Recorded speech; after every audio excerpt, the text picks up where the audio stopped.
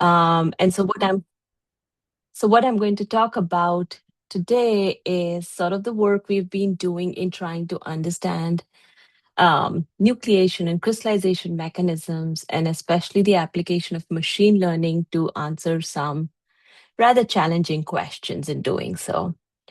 But before I start that, I always like to give sort of an overview of the kind of work that my lab is doing and kind of problems we think about. So, if broadly, if I had to say what we are interested in, then I would say that our focus has always been on understanding and using molecular simulations to go from interactions to pathways and then connect that to emergent behavior. The two problems that we focus on are thinking about the liquid to solid transitions. And so that's what I'm going to talk about today. But we also have a large program focused on biomolecular systems where we think about how solution conditions affect the stability of biomolecular systems. Now, in studying any of these problems, we developed several new computational techniques, especially focused on molecular simulations, from very rigorous methods for sampling to some easy hacks that allow for high throughput um, simulations. Then we also look at analysis techniques. And today the work will be focused more on the analysis side of things and the crystallization side of things. And the other like governing principle for our work, and you'll see this kind of theme throughout the talk today, is that we believe that structure and stability alone are sort of insufficient when you're thinking about connecting molecular interactions, molecular phenomena to sort of the emergent behavior. The in between missing piece is the dynamics, the pathways, or what are also referred to as like the collective motions that sort of bring all of these interactions together to finally give the emergent behavior. And in all of this, what I think is really incredible is that the context matters a lot. And so one way to think about it is imagine that taking a stroll in a forest and you see a kitten. And if you're anything like me, you will run towards the kitten because I absolutely love animals. But if I pay attention to the context and I see something like this, I may pause. I may say, oh, maybe I don't want to like run without thinking about this. Um, Maybe I want to, be a little careful. So it really matters what that molecule is surrounded by and what it's acting in. And you'll see like that is an important piece and will show up throughout the work that I'm going to talk about today. All right. So let's talk about crystallization, right? So let's start about thinking, why do we even care about crystallization and why should we think about the molecular mechanisms through which this happens?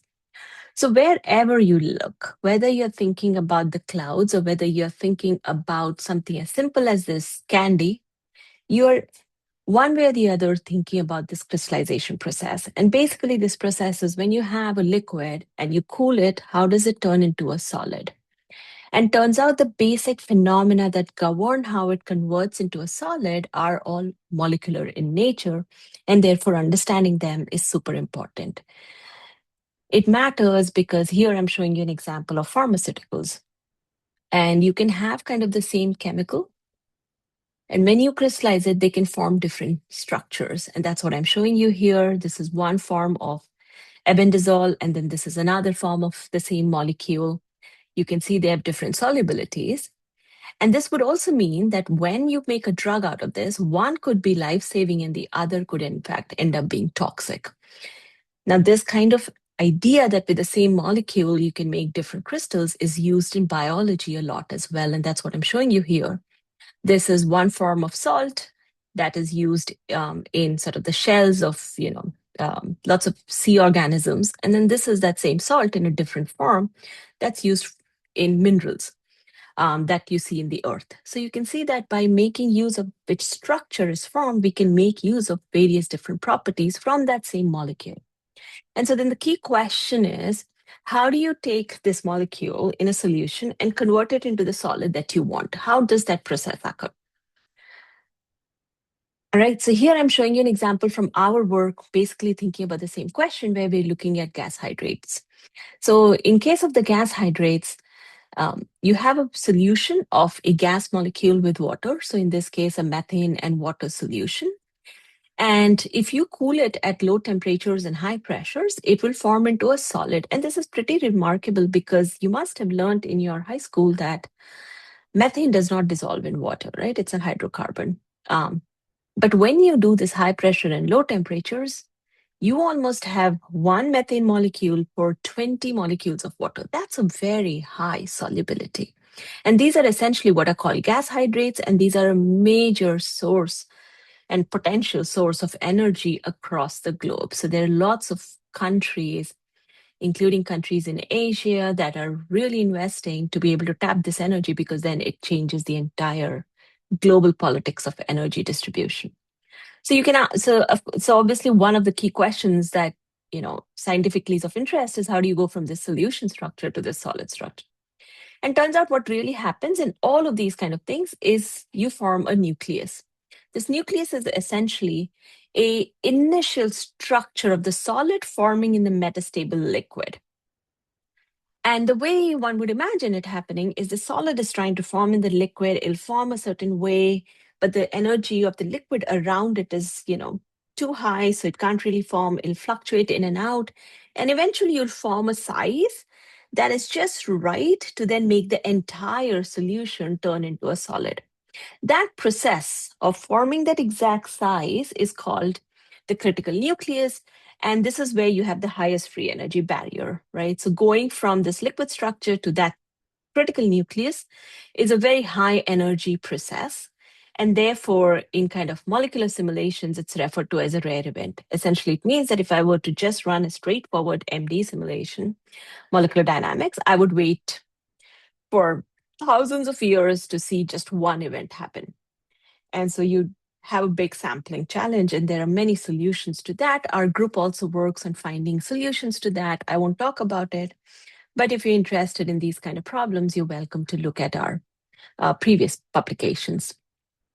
And so once you have these trajectories from the simulations, the next question comes is how do I understand the mechanism?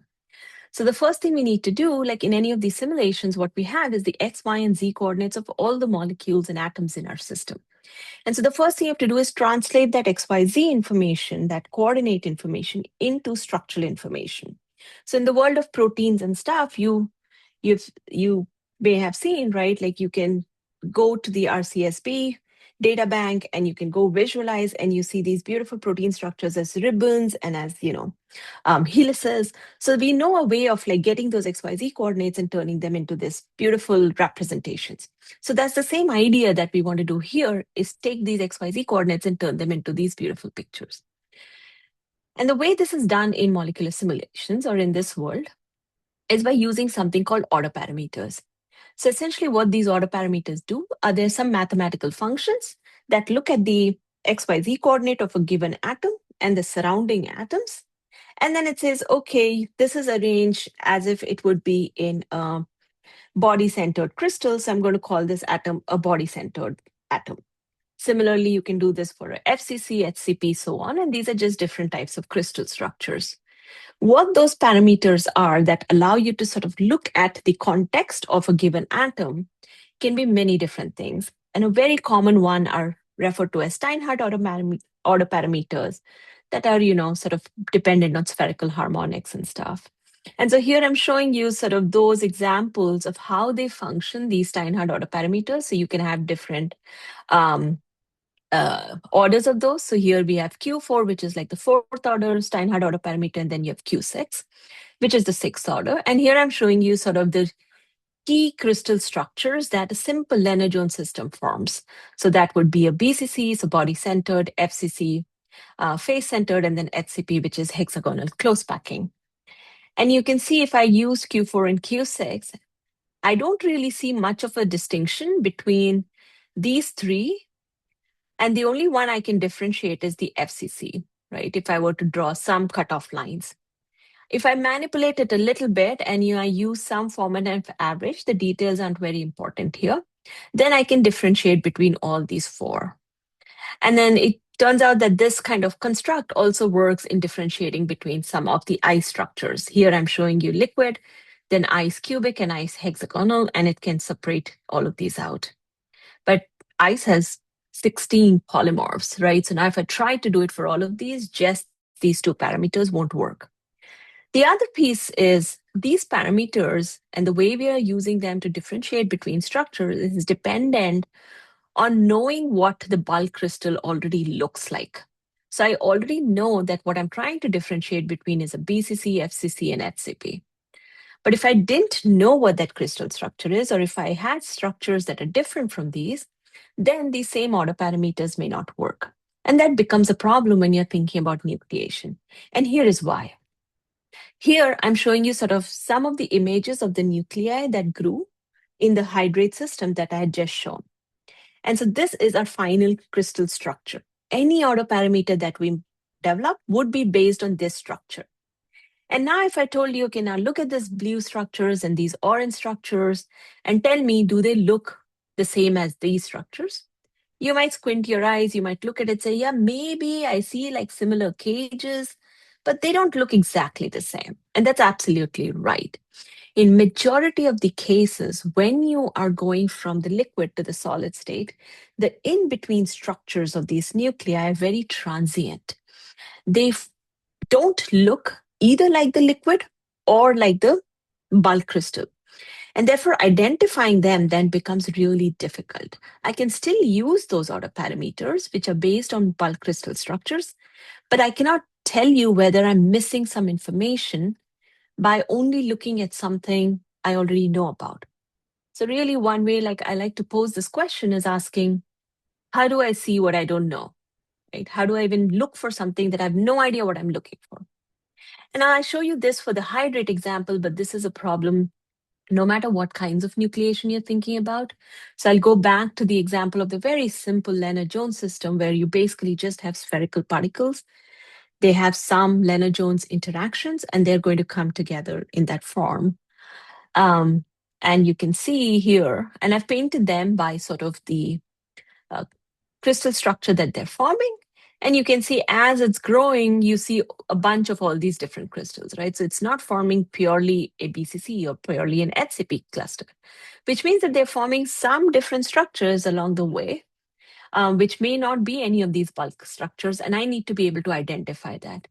When you look at heterogeneous ice nucleation, you see the same thing. So this is a very common challenge when you think about this transition in the structures.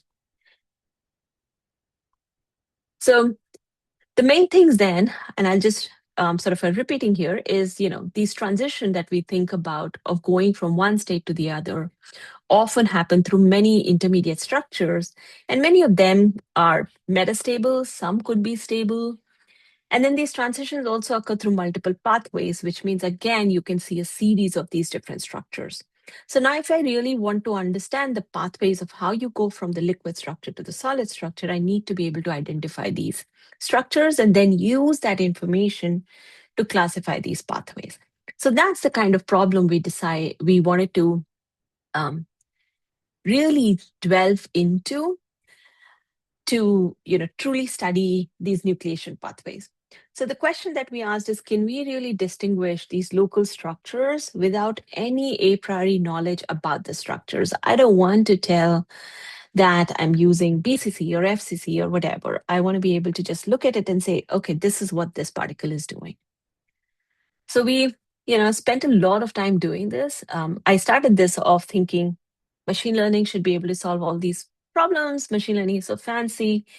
Turns out this problem is harder than what machine learning can do without spending a lot of effort.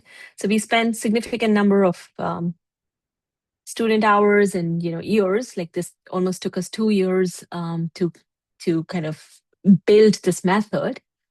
And finally, we were able to do this. And really, the idea that we leverage is to use the power of machine learning in being able to reduce high dimensional space into a low dimensional mapping, right? So what we're going to essentially do is use the local environment of the particles, which is a high dimensional space, and then make use of machine learning to reduce those dimensions and project that local environment on a low dimensional space. And then we're going to use that information of the lower dimensional space to start characterizing our particles and our nucleation pathways. So when we put all of this together, we sort of built the method that we like to call LeaPP, which basically stands for learning polymorphs from pathways. And we started off with thinking we just need to be able to classify pathways, but it just turned out as a wonderful surprise that this approach could also separate the polymorphs. So I'll tell you sort of the steps involved in each of these steps, and then I'll go through the details of each through the talk. So to begin with, we start with looking at a bunch of different features for characterizing the local particle structure. And when I say features, I mean some of those properties I talked about, like the Steinhardt order parameters, the Q4 and Q6. Now, I showed you Q4, Q6, but technically we can calculate many of these different properties. We can average them differently. We can use different cutoff distances, etc. So we can create really a lot of these features. And so that's what we do, and we keep it broad enough so that we are, again, not biasing towards one or the other kind of structure. We do that, and then we project it onto a latent space that we have designed based on some prior information about the structure. So there is some information here. Then we take, during the whole simulation, we can look at the trajectory of a particle. So we take that trajectory of a particle, we have all the features as a function of time, and then we project that onto the latent space. And what we end up getting is the particle path in the latent space. From there, in step 2, we take all of these particle paths and we then cluster them. We cluster them, and based on that clustering, we can identify some of these path clusters, and we refer to them then as particle types. So if a particle is part of a path cluster alpha, we'll call it an alpha particle. Once we have that, then we can look at these nucleation trajectories that we have from our simulations, and we can see how many different types of particle paths are in each of these nucleation trajectories. And we can create sort of a bar graph of that. And then based on that bar graph, we can now cluster the different nucleation trajectories. And here, in most of the results that I show, when we do that clustering, we basically stick to sort of 2 clusters. And we can decide to go finer clusters, but we didn't find that to be very beneficial, right? So there's like 2 sort of things happening here. One is where we cluster based on particle paths. Then we use that information to cluster the nucleation trajectories and find clusters of nucleation trajectories. And so I'm going to go through each of these steps and talk to you about when we do these particle path clusters, what do we really learn? And then we do the nucleation trajectory, what do we learn? And then how do we use it in terms of thinking about crystallization and nucleation? That's what we'll see in the following slides. All right. So the system that I'm going to talk about is what we refer to as a 7-6 system. So it's a Lennard-Jones system, but it interacts with a slightly softer potential. So you think of these as just colloidal particles with soft interactions. From a simulation perspective, we use some advanced sampling technique, which is referred to as a replica exchange transition interface sampling, where it allows us to sample nucleation trajectories, so going from the liquid state to the solid state, in a very effective manner, such that we can get many of these trajectories. Nucleation is a stochastic process, which means that we need to sample sufficient number of samples so that we can make some statements about the mechanism. Just getting 1 or 2 trajectories won't give us anything really from a sampling perspective about the mechanisms. So in our case, by using that approach, we can do 181 nucleation trajectories that are decorrelated, so they're independent. And these simulations take about a month to 2 months, lots of computing to actually complete. All right. So once we have those nucleation trajectories, we can start applying LeaPP to that. So I'll show you the sort of outcomes of our first 2 steps, right? So we are going to take the particles, calculate the features, put them on latent space, find the particle paths, cluster the particle paths. And when we do that, we get some particles with what will happen is in these particle path clusters, essentially what we are doing is we are basically clustering particles that have similar local environments, but also that evolve similarly as they are clustered together. And some of this will make sense eventually, but basically, like I told you, for nucleation, lots of particles are coming together. They're kind of forming these solid clusters. They dissolve, they form. And what we are capturing is not just how the location or what the local structure of the particle looks like, but also capturing how it evolves with time and when the evolution is similar for particles they're put in the same cluster. So we do that, and what we find is that we can identify sort of three clusters of our particles, and I'm going to refer to them as alpha, beta, and gamma. Then based on that, we need to start understanding these clusters, right? That's the thing about unsupervised learning is you can cluster and you can find things great, but then understanding it requires you to fall back on some prior information, some information about the system, Professor, the physics. Yes. Professor Sapna. Yes, I wanted to some clarity about Mhm. the Sure. but particle path or particle specifically. You gave an example earlier where you talked about methane and water, and I'm struggling to differentiate. If we think about the particle, should we think about as like methane or water, or I'm convolvulating the idea with the atom itself? So what is the particle you're referring to in the context of this work? Um, Let me show you. Sure. So,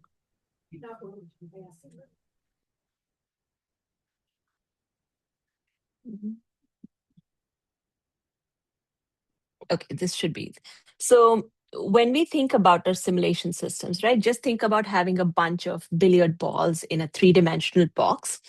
And when you look at them, then as a function of time, this is what they look like they're doing. So here you're looking at a simulation of these particles. These are all, just think of these as some spherical particles. And this is what they're doing as a function of time. They're just moving around in this box.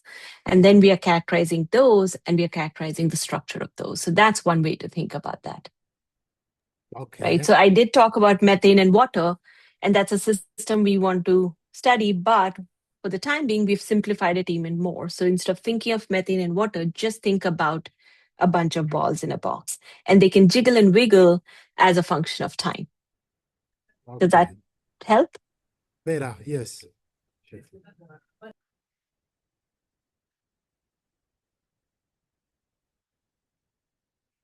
Let's see.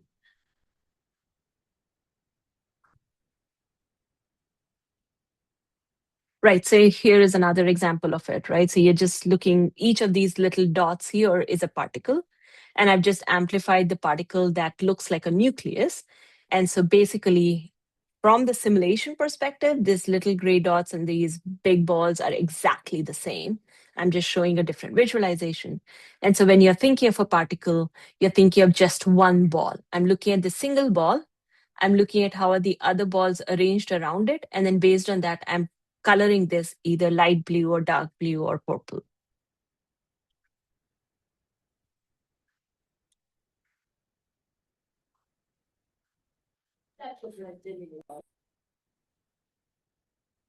Okay.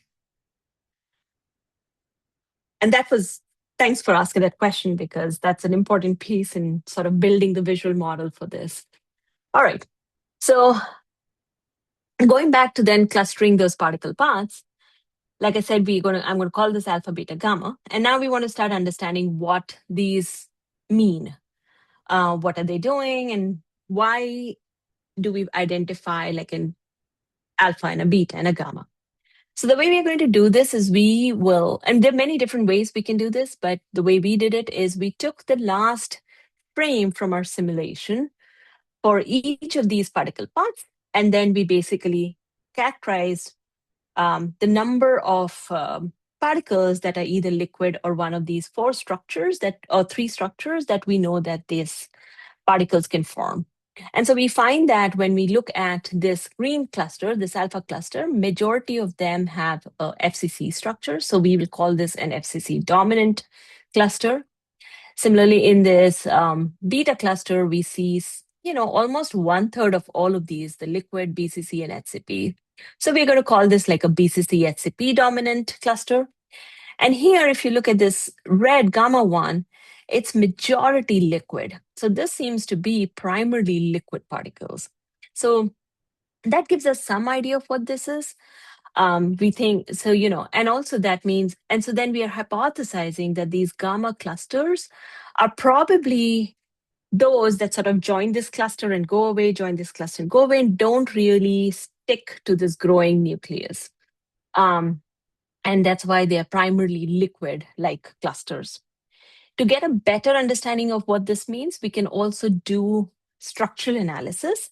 So, what we do is we look at our nuclei that's growing, and we look at from the center how many green particles are at different distances from the center of this cluster. Similarly, we can do it for the beta particles and the gamma particles, and then we can draw a distribution. And that's what I'm showing you here.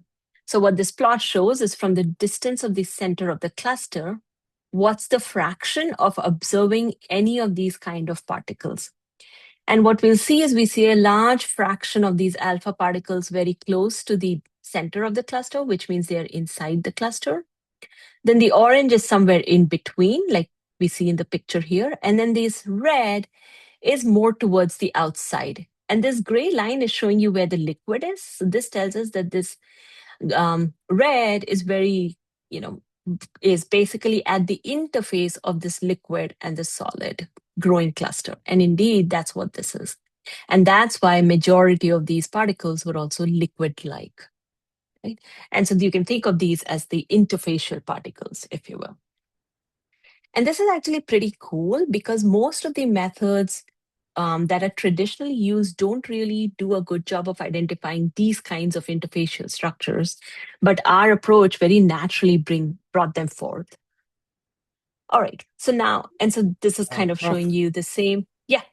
Prof, on the previous slide, if we are to think, yes, about this, the diagram, the arrangement of the particles and the graph, what does the fraction of the structure and the horizontal parameter, which is, I think, distance from the center, represent?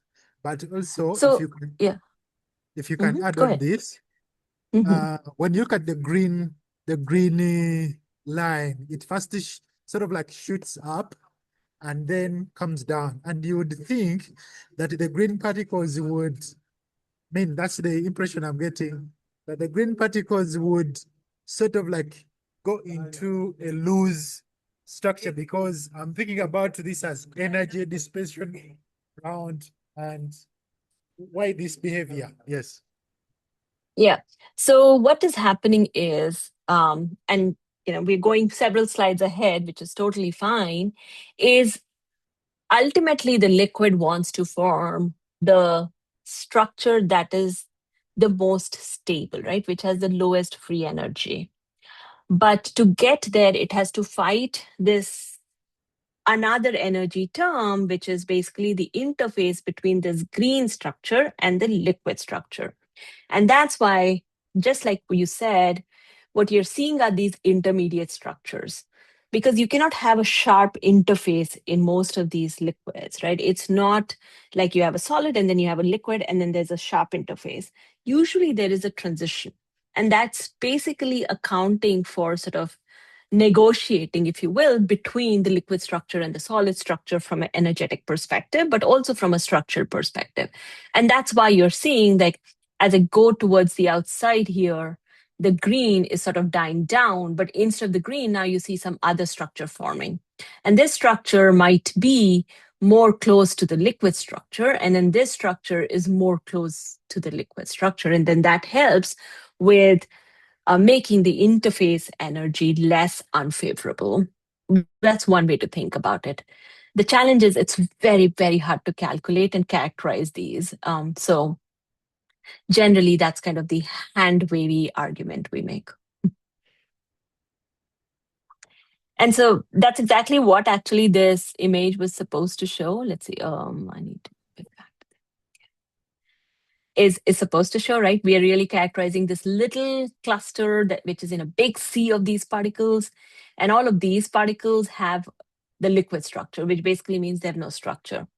These green particles have very specific type of structure, and so what is really happening is you're trying to sort of bridge between these green and all of these blue particles through these intermediate particles. And that plays an important role in ultimately deciding which structure is going to form. And that's what we'll see as we move forward. And just let me know when I'm running out of time, and I will go a little bit faster. All right. So then once we have those particle paths, we can cluster those, then we can find the nucleation path, nucleation trajectory clusters. And I'll go through this a little bit faster so that I can get to the science part of this too, which is also a lot of fun. So once we get that, we again here we see, okay, like we are finding two sort of trajectory clusters. So what we're saying is all of the trajectories that we have going from state A to state B seem to fall in sort of two channels. And then the question for us is what does this mean? Are they different? Are they significant? And so then we said, okay, let's start with looking at the structural characterization. And so what we did was we do kind of the same analysis I talked about before, where we are going to look at this fraction structure from the center of the cluster that is growing. And we are going to look at all of the clusters that are part of this trajectory cluster and all of the clusters that are part of this trajectory cluster. And I do apologize, there's a lot of clustering happening here. And you'll see very clearly that there's a difference. In one of these clusters, it seems like in the core, very close to the center, you have mostly these orange particles. Versus in the other cluster, you mostly have the green particles inside. The red particles are always at the interface, and then you have almost no green here, and you have some orange here. And if you want to visually look at this is what they look like. So here you have the orange growing, and then you have red around with like a little sprinkling of green here and there. And then here you have green, then you have a little bit of orange, and then you have this red around. So this tells us, oh, structurally they are different. So maybe this clustering is finding something. But again, we have to interpret because these alpha, beta, gamma are also just some things that we got from unsupervised learning. So then we can look and say, okay, what I really know is the crystal structures that I expect to form. So can I now look at these crystal structures and infer something?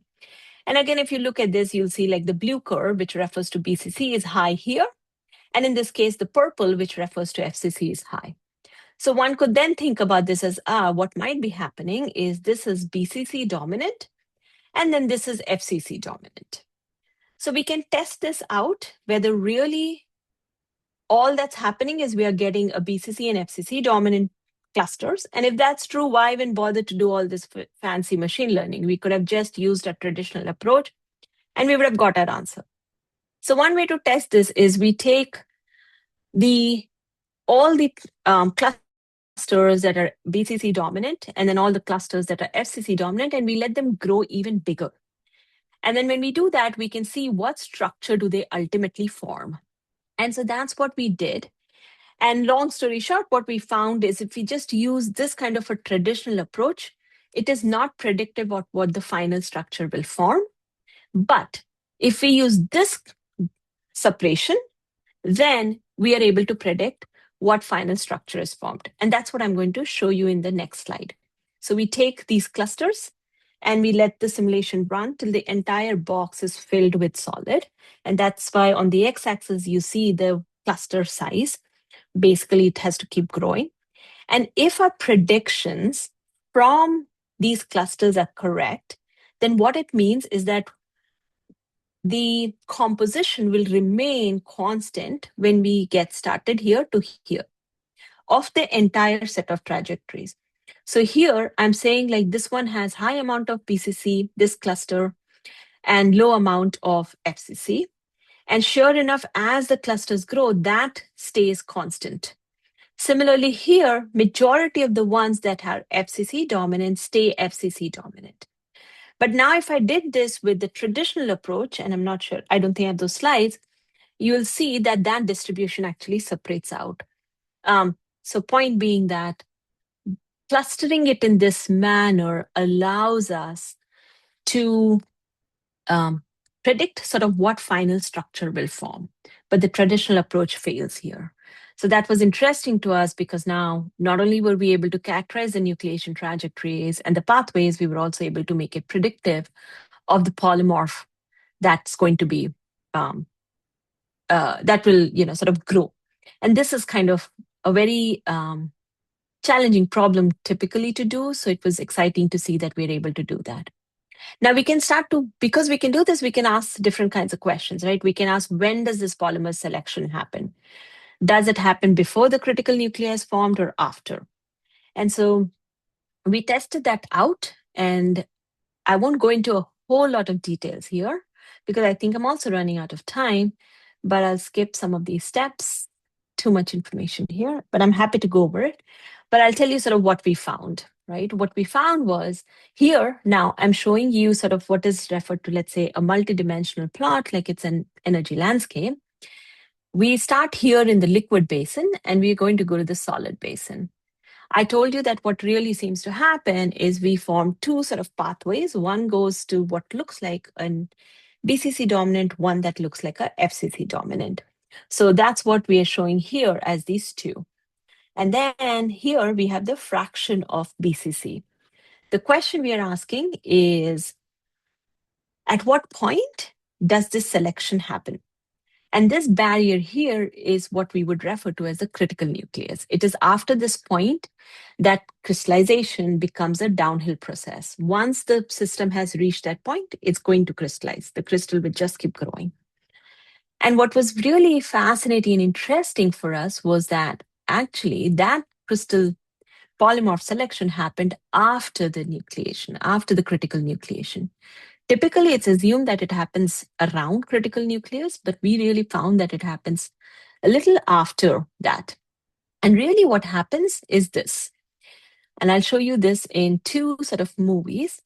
So you're going to see clusters that are growing, and you're going to see in this case, you see some, and I'll pause it here, you'll see some cyan and some blue. So the blue refers to BCC, and the cyan is HCP. And then you'll have this purple coming, right? If this is a FCC dominant, the purple should grow. And if this ends up being BCC dominant, you'll see the blue is growing. And you'll see in the initial, there's a little bit blue, there's cyan. And as you see this movie proceeding, you'll see that the blue and cyan are fighting. They're fighting, and then one is going to win. You start seeing a lot more blue. The cyan is kind of going down, and the purple is barely there, right? And so what's really happened is between the fight of the cyan and blue, the blue won. And here what you'll see now in the second movie is the same thing. You'll see them fighting. Again, you see blue and cyan, they're fighting. And they're going to keep fighting, but you'll see, oh, there's a purple that came, a lot more blue. In between, at times, you'll see more of these purple, but this time these purples seem to be more together. And notice also that this purple is always close to the cyan. It's almost never inside a blue. And look, right around a few frames ago, the cyan won, and then the purple started growing. Right? And this is essentially what's happening during that polymorph selection. You form a critical nuclei, which has this cyan and blue. And then as it's growing, this competition between blue and cyan is happening. One wins. If the blue wins, you get the BCC. If the cyan wins, it nucleates FCC on top of it. And that's why then you see the purple win. And that's essentially how you're seeing these two nucleation pathways and getting these two polymorphs. And then you can project it over the energy landscape, etc., as well. And that we are basically representing the same idea, but now in terms of a free energy landscape. And you see that, this is sort of looking at the size, this is looking at the amount of BCC. And at a certain point, irrespective of whatever the fraction of BCC, the size is increasing. And once it gets to a particular size, you start seeing these two channels basically through these two peaks, which tells us that this is one pathway, this is one pathway, and it's separated by a barrier. And it's a pretty reasonable barrier. Prof, Prof, there is a question here. Sure. Yeah. Someone is asking, how reliable are the atomic trajectories used? Are they long enough and diverse enough to capture rare nucleation events. Uh, Yes, okay. um, they absolutely are. And that's a good question, right? I mean, I went through it really fast. So, sampling these nucleation trajectories is an important piece and a challenge of its own.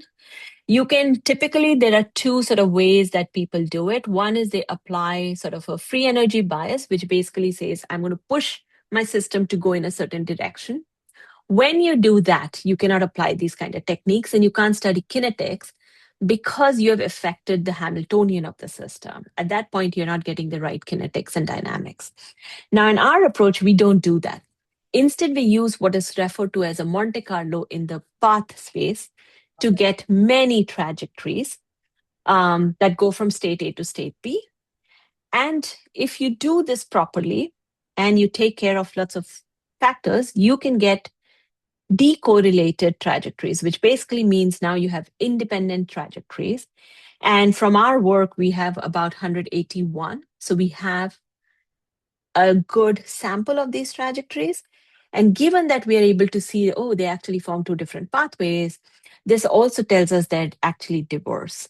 Um, we can characterize the diversity using many different parameters, but one of the challenges is we don't know what the ground truth is. So there's no way to for anyone to actually claim we have the final truth, right? Because these are hard to sample. We can say that this is well sampled based on most of the metrics that state of the art can tell us. And then you asked me if the simulations reflect realistic thermodynamic and kinetic conditions, or are they biased? So they're not biased. They are realistic thermodynamic and kinetic conditions. We know the phase diagram of these systems, and so we pick the conditions at certain supercoolings.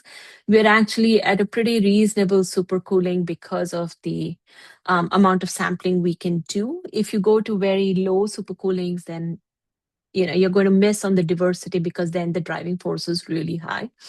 So yeah, some of these choices have to be made judicially, but I will say that we are in realistic conditions from both the thermodynamic and the kinetic perspective.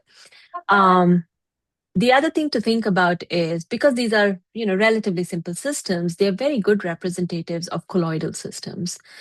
Colloidal systems which have short range interactions will show similar behavior. And so whatever that we are finding here can be applied to those kind of systems pretty, I would say, straightforwardly.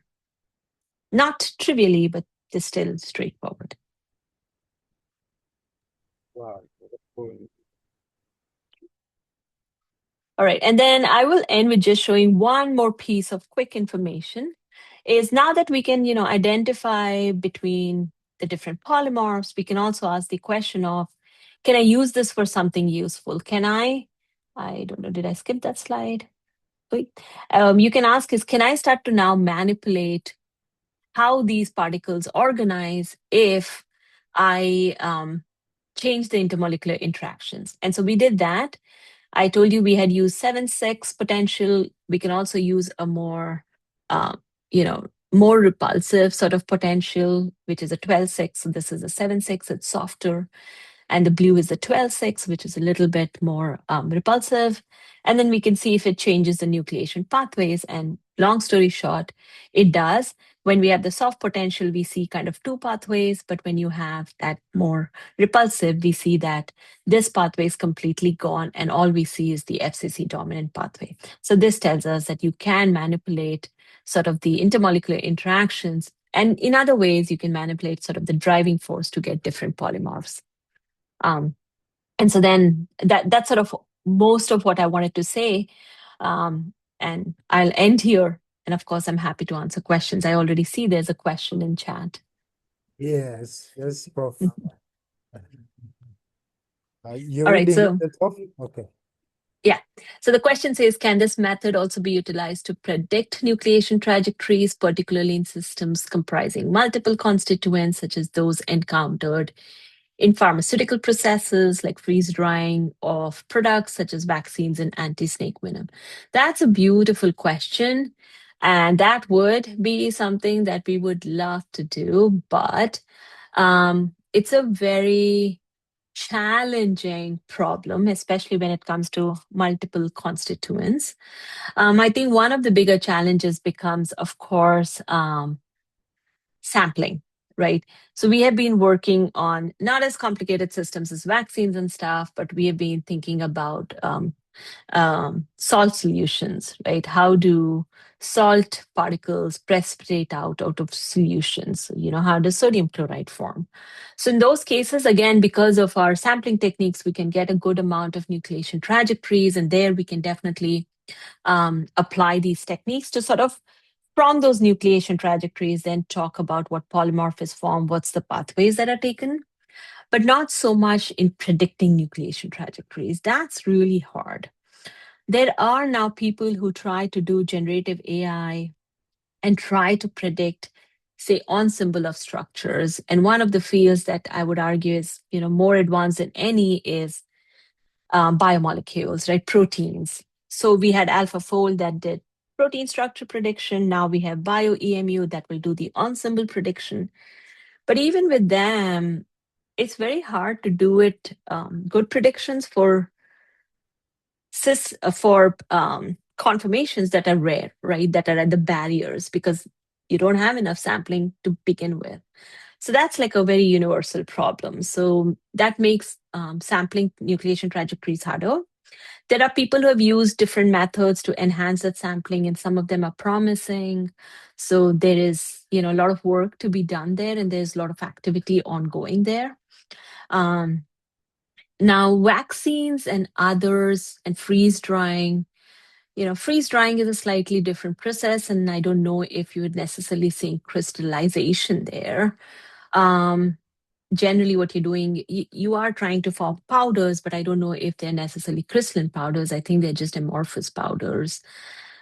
In sort of the work I didn't talk about in like our biomolecular program, we actually study the stability of vaccines and stuff in multi-component solutions. So that's kind of interesting that you asked that.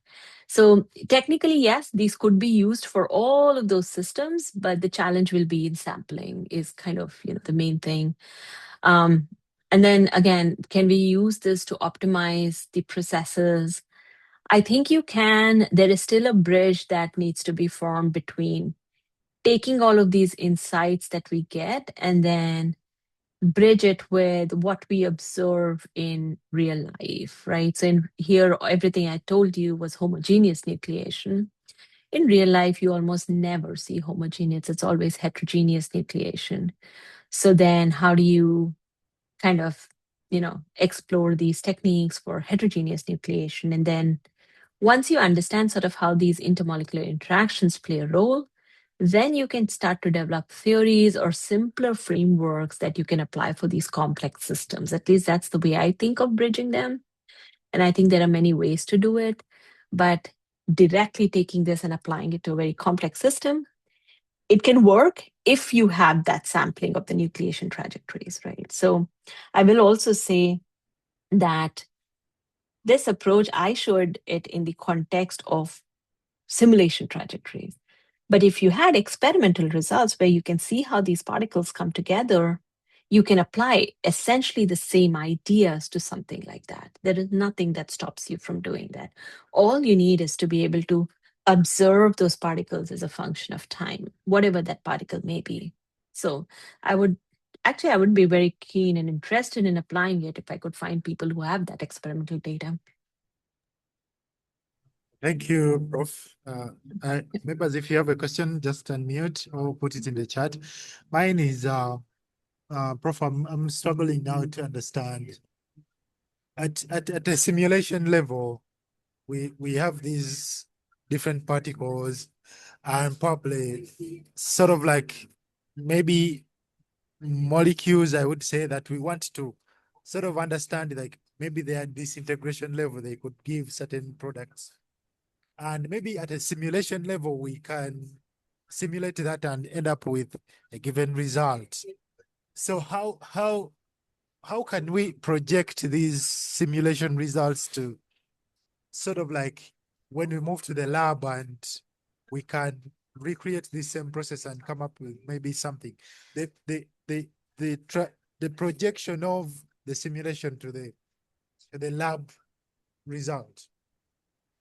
Yeah, so I think um, there are two ways of thinking about this, and I typically like to think of it in the first way is you don't directly say that I'm going to reproduce exactly what one has done in simulations in labs or vice versa. You have to find systems that are synergistic and that allow you to probe kind of a similar phenomenon. Right. So in this case, actually, the examples could be quite easy is you take colloidal particles and you say, I can change the driving conditions of my colloidal particles and I can optically visualize sort of what structures will form. Having said that, it is really hard because nucleation happens at such small length scales, right? These are clusters that are 100 to maybe a few hundreds of particles generally. Those are very, very hard to image and characterize experimentally. So, experimentally, nucleation is a very difficult problem to study. And that's why simulations are extremely good for that. But now, what they can do is they can. So, what we have found is hey, look, if you change the interaction, you can change kind of the polymorph that's formed. And the softer you make, the more you're going to see this kind of behavior. So now they can go and test that out in lab. They can go to the colloidal particles. They can say, okay, I can make it softer. And there are many ways of doing it. You can change the nature of colloidal particle. You can change the nature of your solvent. And then you can test out and say, hey, do we actually see this, different type of polymorphs? And they'll have to capture them at different points and then do that. We can also design certain systems which are somewhat easier to maybe monitor, and this again is very difficult experimentally. These systems are very hard to study. You can take peptide systems and say, oh, maybe I can try this with peptide systems, but then the interactions become a lot more complex. The salt systems we can definitely do, and people have tried to draw those bridges. The other piece is, you can take this information and say, how do I design coarse models that will still capture the same physics, but now allow me to think of larger length scales. So I think there are multiple ways one could approach this. Um, I don't think in many systems, I think it is less direct. And of course, you can take this and put it into a thermodynamic framework, but because we're talking of polymorphs and structures, I think that also becomes a little bit more challenging. Wow, thank you. Thank you very much. So, members, if there are no questions, I think we've reached the top of the hour. I had to thank Professor Sapna for saving up Thank you. time and really share this novel work with us. Thank you, Prof. Yeah, And, thank you. And if you guys have any other questions or thoughts, feel free to just reach out. thank you very much. Yeah, Thank you. thanks. And thanks for joining. Thank you, members. Thank you, Prof, once again. And to the members, I think we meet in our subsequent sessions.